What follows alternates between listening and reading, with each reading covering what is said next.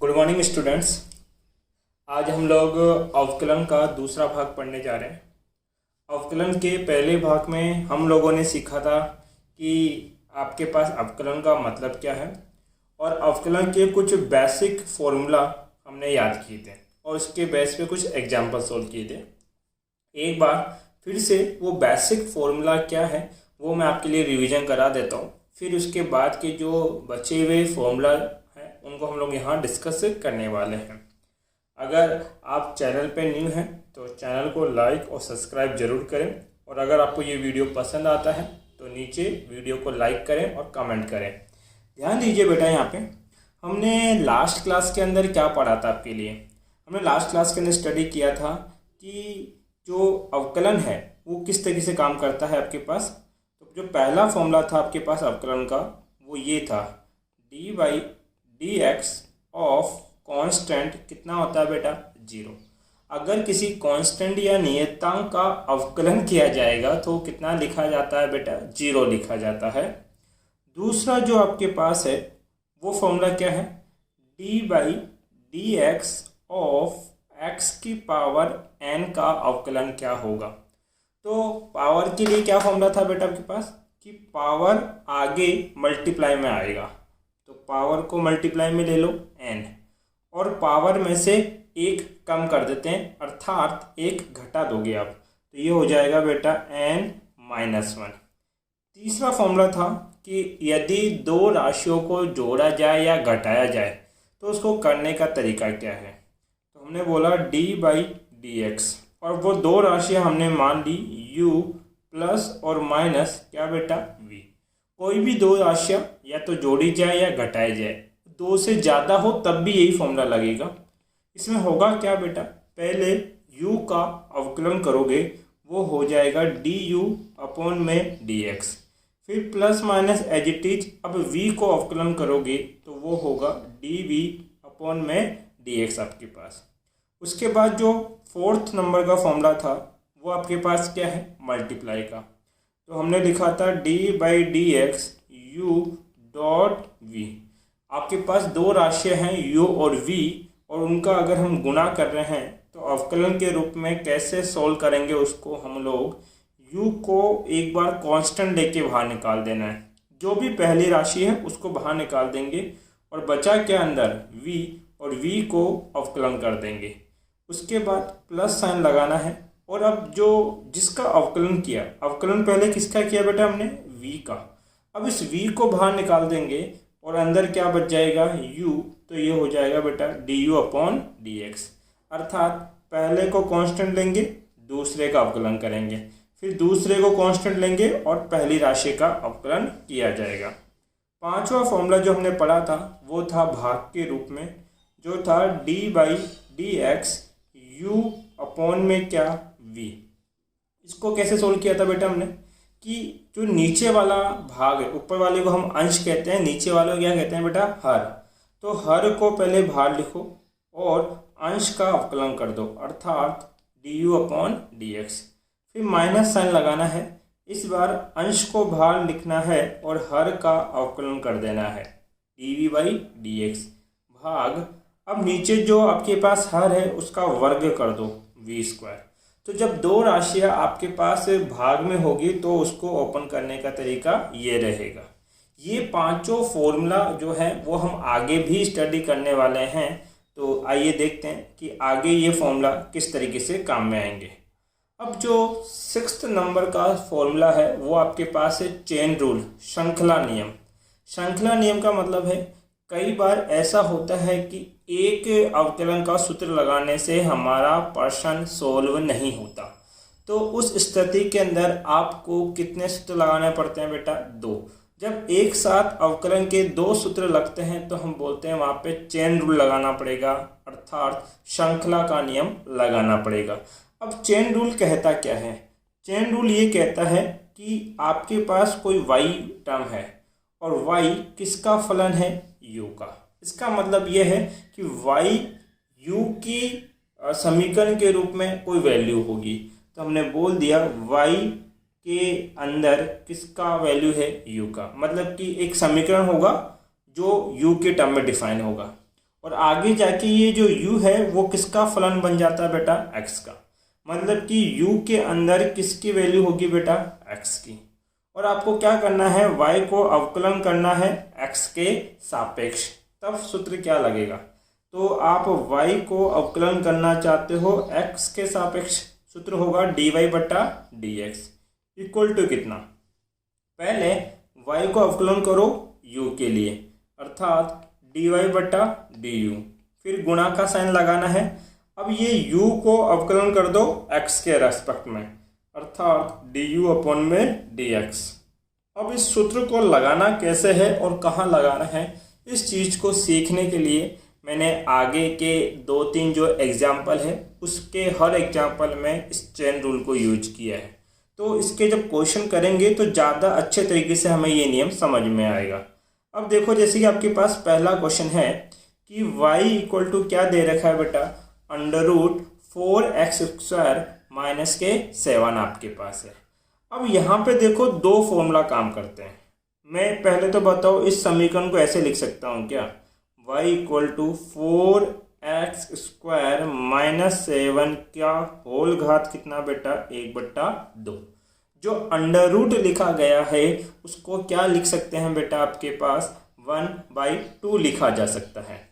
अब देखिए इसके अंदर दो फॉर्मूला सर कहाँ लग रहे हैं, एक तो पावर है कितनी, हाफ, तो एक तो पावर का सूत्र लगेगा और दूसरा अंदर देखो फिर से क्या है 4x², तो इसमें अलग से सूत्र लगेगा। तो अब एक साथ कुल कितने सूत्र लगाने पड़ेंगे बेटा, हमें 2 सूत्र लगाने पड़ेंगे। उस अवस्था के अंदर आपके पास हमें चेन रूल काम में लेना पड़ेगा। अब चेन रूल काम में लेने का तरीका क्या है, तरीका यह है कि पहले जो ये अंदर वाले टर्म है इसको u मान लो। तो हमने ऐसा माना है कि u एक टर्म है कितनी बेटा आपके पास, 4x² माइनस का क्या 7। अगर इस अंदर वाले को u मान लिया तो y इक्वल टू क्या हो जाएगा, u की घात 1/2। अब अगर ध्यान से देखो तो थ्योरी में भी यही लिखा गया है, y का कोई फलन u हो अर्थात y का जब समीकरण लिखा जाएगा तो उसमें u होना चाहिए। देखो y का समीकरण है और उसमें u की वैल्यू दे रखी है, आगे जाके u x का फलन होना चाहिए अर्थात u के समीकरण में x होना चाहिए। तो आगे जाके u के समीकरण में किसकी वैल्यू है बेटा, x की वैल्यू। जब इस प्रकार का कंसेप्ट होगा तभी आप क्या लगा सकते हो बेटा, चेन रूल लगा सकते हो। आइए चेन रूल अप्लाई करते हैं। चेन रूल का सूत्र क्या था, देखो यहाँ ये है मेरा चेन रूल दिखाई दे रहा है, dy बट्टा dx मैं लिख रहा हूँ dy बट्टा dx इक्वल टू, पहले देखो क्या लिखा गया है dy अपॉन du, तो मैं d/du एज इट इज रखा। अब बात को सुनना, आपको y की वो वैल्यू रखनी है जो u के टर्म में डिफाइन है अर्थात y का वह मान रखो जो u के साथ लिखा गया है। तो y का मान u के रेस्पेक्ट में कितना है बेटा, u की पावर हाफ। तो यहाँ पर भाई सूत्र में क्या है, dy बट्टा du है, तो d/du तो एज इट इज और y का वो मान लिख रहा हूँ जो u के रूप में डिफाइन है अर्थात u की घात 1/2। फिर कौन सा साइन है बेटा, गुणा का साइन है। अब लिखेंगे d/dx और यहाँ ध्यान दे y का वह मान लिखना है जो x के लिए डिफाइन किया गया है। सॉरी बोलने में मैंने मिस्टेक कर दी, u का वह मान लिखना है जो x के रूप में डिफाइन है। तो u का मान x के रूप में कितना है बेटा, 4x² माइनस 7। तो यहाँ लिख दें u की जगह 4x² माइनस का 7। आई होप आप लोगों को ये लगाना आया होगा कि किस तरीके से वैल्यू पुट करनी है। अब तो केवल जो अब तक आपने पुराना सीखा है उसी को मैं अप्लाई कर रहा हूँ। अब देखो u को अवकलन कर रहे हो u के सापेक्ष, ये घात का फॉर्मूला है। तो पावर का सूत्र क्या था, पावर मल्टीप्लाई में कहाँ आ जाती है बेटा, आगे। तो पावर है कितनी, 1/2 आगे आ गया और पावर में से कितना कम करना पड़ता है बेटा, 1 घटाना पड़ता है, घटा दिया, गुणा। अब ये देखो दो राशियां हैं जो आपस में घट रही है और अभी मैंने स्टार्टिंग में बताया कि जोड़ने और घटाने का नियम क्या होता है। तो यहाँ पे क्या होगा, सबसे पहले आप अवकलन करोगे किसका, 4x² का, फिर माइनस साइन d/dx ऑफ क्या लिखा जाएगा बेटा, 7। d/dx को पहले 4x² के साथ लिखा, फिर इस d/dx को 7 के साथ लिखा है मैंने। अब ये कितना हो जाएगा, हाफ, तो एज इट इज। अब 1/2 में से -1 घटाऊंगा, तो -1 में से प्लस आधा जाएगा, तो माइनस का आधा बचेगा, अर्थात u की घात क्या बचेगी बेटा, -12।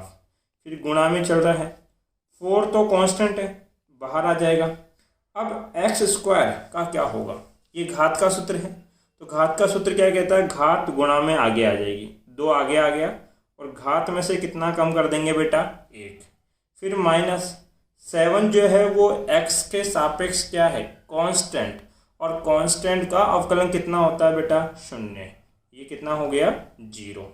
इसको आगे सोल्व करें, 1/2 तो एज इट इज।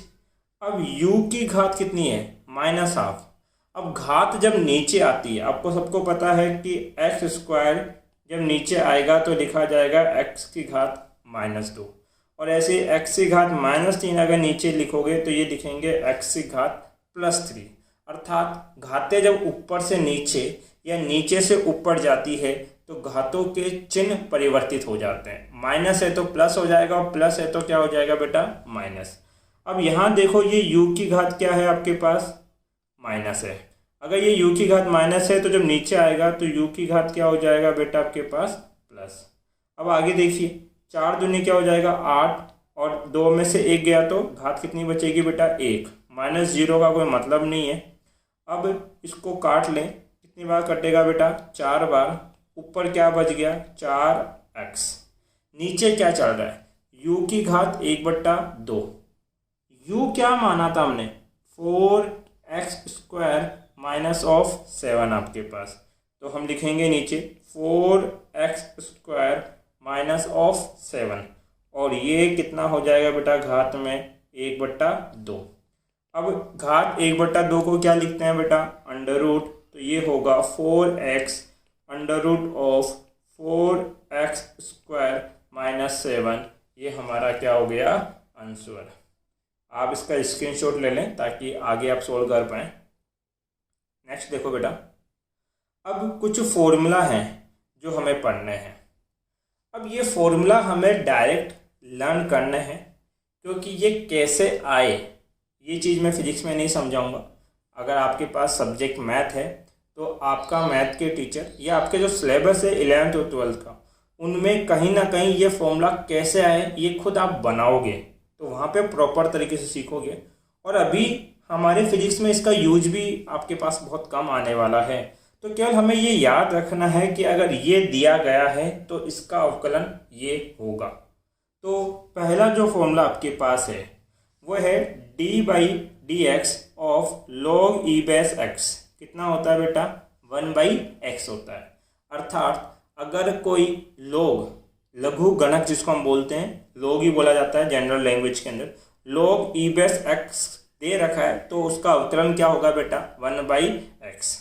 इसी प्रकार से कोई एक्सपोनेंशियल फंक्शन कितना है, e⁻x, उसका अवकलन करोगे तो कितना होगा, e⁻x ही होगा। अगला है कि sin x का अवकलन क्या होता है बेटा, cos x। अब हम लोग ट्रिग्नोमेट्री में आ गए आपके पास कि sin x का अवकलन करेंगे तो क्या आएगा, cos x।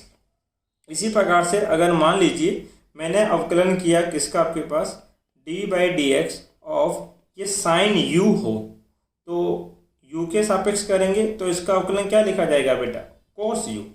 एक बात का ध्यान देना, अगर x के सापेक्ष कर रहे हो तो यहाँ पे भी क्या होना चाहिए बेटा, x होना चाहिए। अगर u के सापेक्ष कर रहे हो तो यहाँ पे भी क्या होना चाहिए, u, तभी आप इसका अवकलन कर पाएंगे। बात क्लियर है बेटा इतनी आपके पास। अगला देखिए, नेक्स्ट जो सूत्र है वो हमें याद रखना है कि cos x का अवकलन क्या होता है, माइनस के sin x होता है। tan x का क्या होता है बेटा, sec² x आपके पास है। cot x का कितना होता है, माइनस के cos x। sec x का क्या होता है, sec x dot tan x। cosec x का क्या होता है बेटा, minus cosec x dot cot x। अभी आगे जाके मैं कुछ एग्जाम्पल सॉल्व करने वाला हूँ, उसमें ये तीनों फॉर्मूले काम में आएंगे। तो फिर से ये 3 फॉर्मूले याद रखें। साइन एक्स का कितना, कॉस एक्स, कॉस एक्स का क्या, माइनस का साइन एक्स, टेन एक्स का कितना, सेक एक्स आपके पास है। बात क्लियर है इतनी सी। नेक्स्ट देखिए कि ये फॉर्मूला कैसे हम लोग यूटिलाइज करते हैं, उसके लिए मैंने कुछ एग्जाम्पल लिखे हैं। तो जो पहला एग्जाम्पल आपके पास है वो क्या है, y इक्वल टू दे रखा है cos a X square plus B आपके पास है। क्या इसका मैं अवकलन डायरेक्ट कर सकता हूँ? सर अगर ये जो है ये a X square plus B जो लिखा गया है ये अगर केवल x होता, अर्थात हमें y इक्वल टू क्या दिया होता, केवल और केवल cos x, तो फिर इसका अवकलन बड़ा आसान था। dy by D X equal to क्या होगा, d बाई डी एक्स, और y की जगह क्या रखोगे, cos x, और cos x का अवकलन कितना होता है, sin x होता है। तो बहुत आसानी से हम इसका अवकलन कर सकते हैं, परंतु ये x नहीं है, x की जगह कितना है, a X square plus of b आपके पास दे रखा है। अब इसको हम डायरेक्ट सोल्व नहीं कर सकते। यहाँ देखो कुल कितने फॉर्मूला काम आएंगे, 2। एक तो इस cos x को हमें सोल्व करना है, क्लियर है इतनी सी बात, और दूसरा ये अंदर जो a एक्स स्क्वायर है प्लस b, इसको हमें अलग से सोल्व करना है। तो टोटल कितने आपके पास फॉर्मूले लगेंगे, 2। और जब 2 फॉर्मूला एक साथ काम करते हैं तो हमें कौन सा रूल लगाना पड़ता है, चेन रूल। और चेन रूल अभी हमने पढ़ा था कि आपके पास कुछ अज्यूम करना पड़ता है वहाँ पे। तो हमने क्या किया बेटा, मान लिया, माना u एक फंक्शन है, इसको मान लो कितना, a X square plus B. देखो जैसे जैसे आप प्रैक्टिस करोगे ना तो आपको पता लगता जाएगा कि किसको क्या मानना है, ये धीरे धीरे आपके नेचर में आएगा। तो इस चीज़ को अगर मैं u मान लेता हूँ तो y इक्वल टू क्या रह जाता है, cos u। अब देखो कितना आसान हो गया, y किसका फलन है, u का, और u किसका फलन है बेटा, x का। तो आपने चेन रूल का सूत्र क्या पढ़ा है, dy by of dx equal to क्या, पहले y का अवकलन करते हैं u के साथ, फिर गुणा, अब u का अवकलन करते हैं x के साथ। अब इस चीज़ को हम लोग सिंप्लीफाई करेंगे बेटा, d बाई डी यू तो एज इट इज, यहाँ पर y का वह मान रखना है, इसमें y का वह मान रखना है जो u के रूप में दिया गया है। तो यहाँ देखिए y का मान u के रूप में कितना है, cos u। तो हम क्या रखेंगे बेटा, आपके पास cos u रखने वाले हैं, y की जगह cos u, गुणा एज इट इज d बट्टा डी एक्स। अब वापिस से ध्यान दें, आप u का वह मान रखें जो x के रूप में दिया गया है। तो u का मान x के रूप में कितना है बेटा, आपके पास a X square plus b। तो यहाँ पे रखा जाएगा a X square plus of b। आगे इस चीज़ को सोल्व करें आप लोग। cos u का अवकलन क्या होता है, अगर cos x होता तो कितना होता, minus sine x। cos u है तो कितना हो जाएगा बेटा, माइनस का साइन u। अब इस चीज़ को अवकलन करें तो देखो इसका अवकलन कैसे करेंगे, d बाई डी एक्स। पहले किसका करेंगे बेटा, a एक्स स्क्वायर का, फिर plus d by D x. अब किसका किया जाएगा बेटा, आपके पास b का। ध्यान दीजिए यहाँ पे ये माइनस साइन u का मान आपने क्या लिया था, u का मान हमने लिया था a X square plus of b। तो यहाँ लिखेंगे a X square plus of b गुणा में, अब x के सापेक्ष ये a तो क्या है, कांस्टेंट, कांस्टेंट को बाहर निकाल देंगे। एक्स स्क्वायर का अवकलन क्या होगा सर, घात आगे गुणा में, और घात में से एक क्या कर देंगे बेटा, आपके पास कम कर देंगे। तो गुणा x में से घात कितनी है, 2, उसमें से क्या कर दिया, 1 कम कर दिया, फिर प्लस एज इट इज।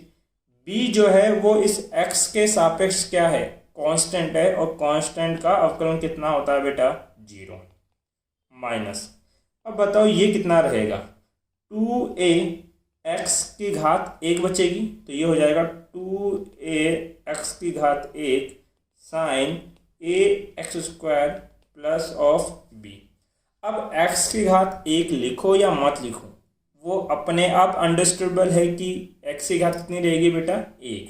तो हम क्या करेंगे बेटा, यहाँ पे हमारा आंसर जो बनने वाला है वो कितना आएगा कि dy बाई डी एक्स कितना होगा 2ax sign ax² plus of b। ये हमारा क्या हो गया बेटा, इसका सॉल्यूशन है। आप चाहें तो इसका भी स्क्रीनशॉट ले सकते हैं। अगला देखो, जो नेक्स्ट क्वेश्चन मैंने बनाया है, मैंने क्या बनाया, किसी बुक से मैंने भी उठाया, बट क्वेश्चन वो उठाएं जिससे कंसेप्ट क्लियर हो आपकी। नेक्स्ट क्वेश्चन जो आपका है वो है y इक्वल टू कितना, tan क्यूब x। फिर से tan क्यूब x का मैंने कोई फॉर्मूला नहीं बताया, मैंने फॉर्मूला बताया है d by D x of tan x का कितना होता है, सेक स्क्वायर ऑफ x होता है।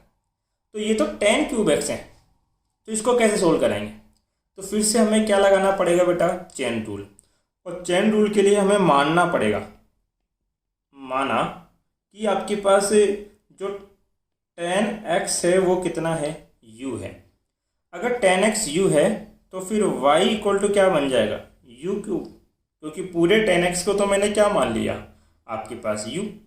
अब देखो चेन रूल क्या कहता है, y फलन होना चाहिए किसका, x का, जो कि है आपके पास, और उसके बाद जो आपके पास u जो है वो फलन होना चाहिए किसका, x का, वो भी है आपके पास।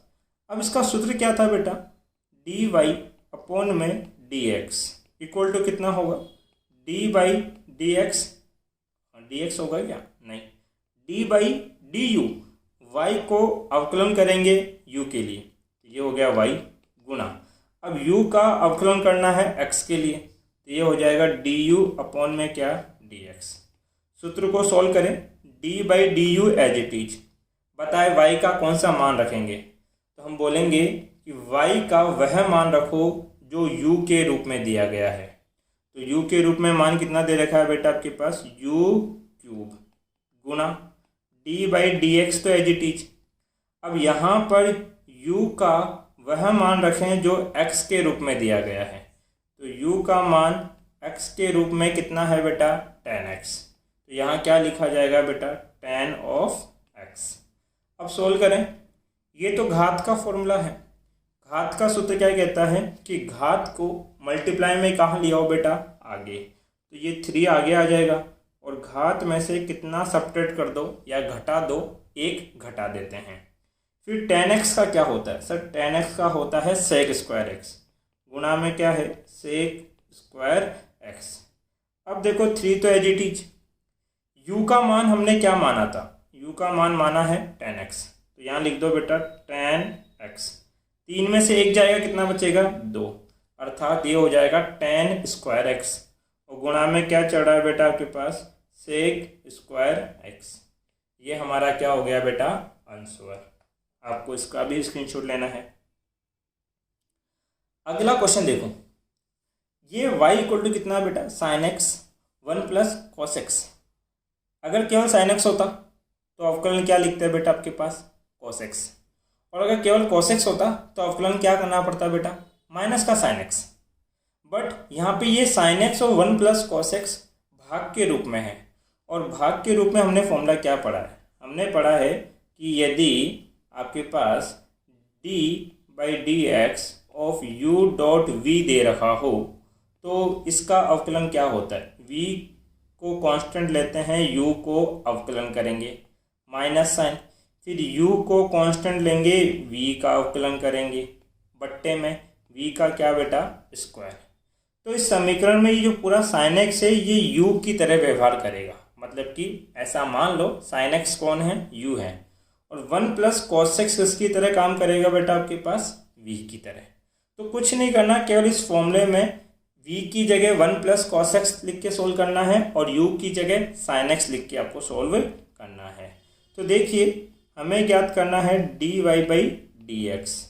सूत्र क्या है, पहले v का मतलब 1 प्लस कॉस x, d बट्टा डी एक्स, और किसका मान बेटा, u का मान, तो u का मान कितना है यहाँ पे, साइन x, फिर माइनस साइन, u का मान रख देंगे साइन x, d बट्टा डी एक्स, अब किसका मान लिखना है बेटा? v का।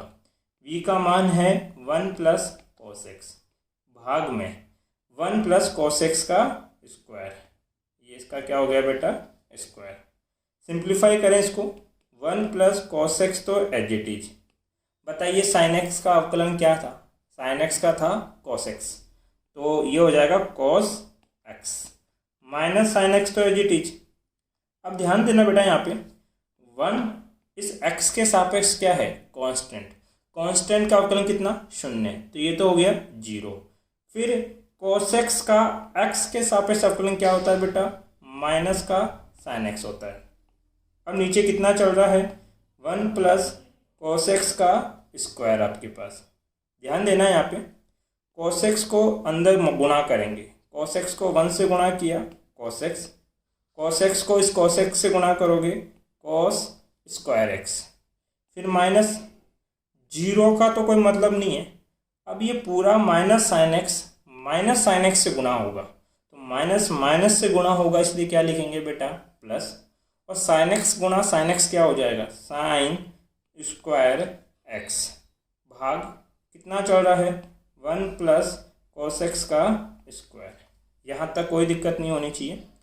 अब देखो बेटा, ये जो cos x square x plus sine square x है, ये कितना होता है? 1, तो इसका मान 1 आया। प्लस में क्या चल रहा है? cos x, 1 plus cos x का क्या? स्क्वायर। ये इससे कट जाएगा, केवल क्या बचेगा? 1 प्लस cos x बचेगा। ये ही हमारा क्या है बेटा? आंसर। तो आप इसका भी स्क्रीनशॉट लें। अब हम ये चीज़ सीखेंगे कि जो अब तक अवकलन हमें सीखा, वो अवकलन हमारे फिजिक्स में किस तरीके से काम में आता है।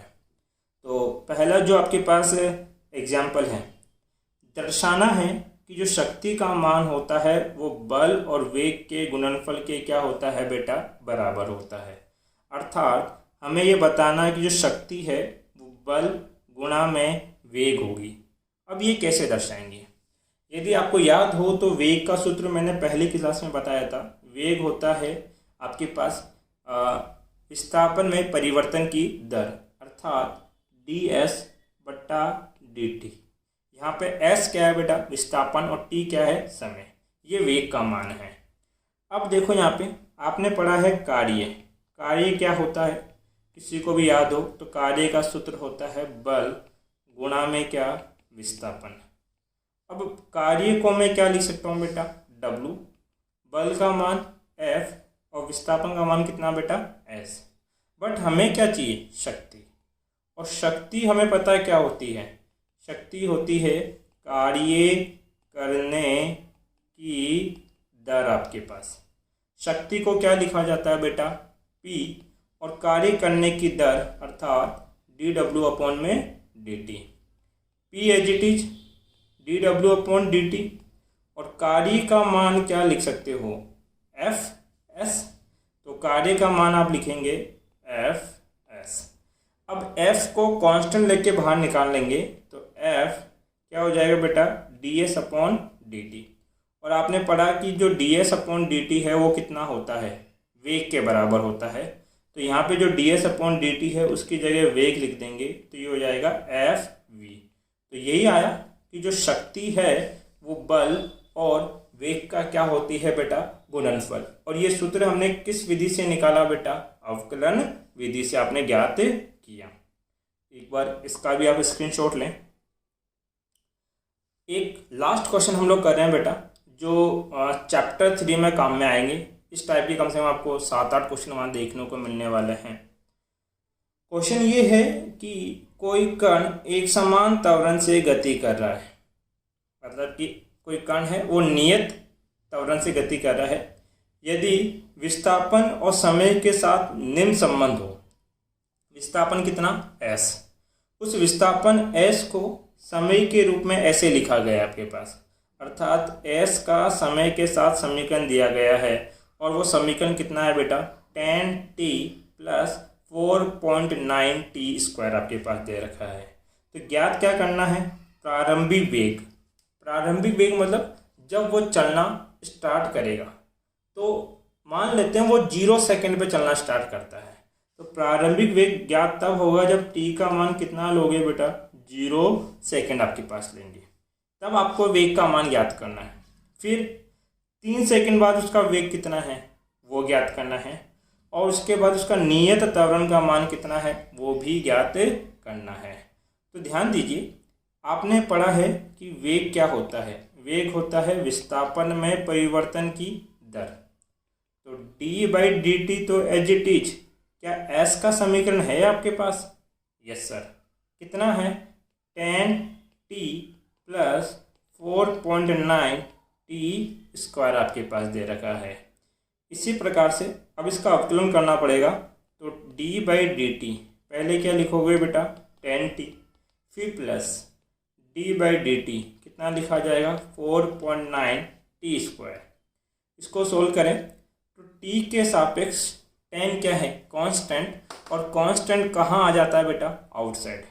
tan बाहर, अब बचेगा dt/dt plus 4.9 as it is dt² में कितना, dt। tan तो एज इट इज आपके पास। अब ये dt/dt का अवकलन कितना होता है, 1 प्लस ये आपके पास कितना है बेटा, 4.9। t² का अवकलन क्या होगा, जो घात है वो गुणा में आगे आ जाएगी, और घात में से कितना कम कर देंगे बेटा, 1, 2 - 1। 10 को 1 से गुणा किया 10, 4.9 को 2 से गुणा करोगे 9.8, गुणा में क्या, t।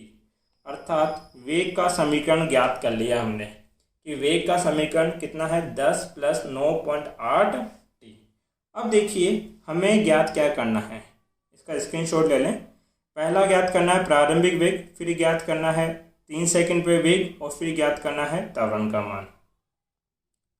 तो सबसे पहले जो हमें ज्ञात करना है, वेग का समीकरण जो अभी मैंने पीछे निकाला कितना था, 10 प्लस 9.8t। हमें ज्ञात करना है प्रारंभिक वेग। अब बताइए प्रारंभिक वेग कब होगा, जब समय कितना होगा, 0। तो जो वेग का समीकरण है उसमें t की जगह कितना रख दो, 0, तो प्रारंभिक वेग आ जाएगा। तो 10, और यहाँ t की जगह 0 रखेंगे। जब t की जगह 0 रखा जाएगा तो ये पूरी टर्म ही क्या हो जाएगी बेटा, 0। अगर पूरी टर्म 0 हो गई तो केवल क्या बचेगा, 10, तो वेग आ जाएगा 10 मीटर पर सेकेंड। दूसरा क्वेश्चन क्या था, t = कितने सेकंड पे, 3 सेकंड पे। क्या ज्ञात करो बेटा, वेग का मान ज्ञात करो। तो आपके पास वेग तब क्या होगा, तो v समीकरण क्या है, 10 प्लस 9.8। अब t की जगह कितना रखना है बेटा, 3।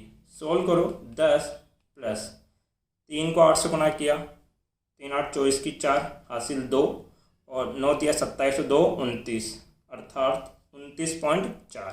इसमें 10 जोड़ोगे तो 39.4 आएगा। तो अब वेग का मान होगा 39.4 मीटर पर सेकेंड। और जो तीसरा क्वेश्चन हमने ज्ञात करने के लिए कहा है वो क्या बेटा, त्वरण। तो त्वरण क्या होता है, त्वरण होता है वेग में परिवर्तन की दर। d/dt as it is. क्या वेग का कोई समीकरण है आपके पास, यस। कितना है, 10 प्लस 9.8t। तो इस वेग की जगह रख दोगे 10 प्लस 9.8t। इसको सॉल्व करें, d/dt पहले 10 के साथ सॉल्व करेंगे, फिर प्लस d/dt ऑफ कितना लिखा जाएगा, 9.8t। 10 जो है वो t के साथ क्या है, कांस्टेंट है, और कांस्टेंट का अवकलन कितना होता है बेटा, 0। तो a = 0 प्लस t के साथ 9.8 कांस्टेंट है, बाहर निकल जाएगा dt/dt। a = 0 का कोई मतलब नहीं है, तो क्या बचेगा, 9.8, और dt/dt कितना होता है, 1 से गुणा करोगे तब भी यही रहेगा। तो त्वरण का मान कितना आया बेटा आपके पास, 9.8 मीटर पर सेकेंड स्क्वायर। यही हमारा क्या बन गया, आंसर। आप इसका स्क्रीनशॉट लें। अगर आपको इस टॉपिक से रिलेटेड कोई डाउट रहता है तो आप मेरे से कमेंट बॉक्स में पूछ सकते हैं बेटा।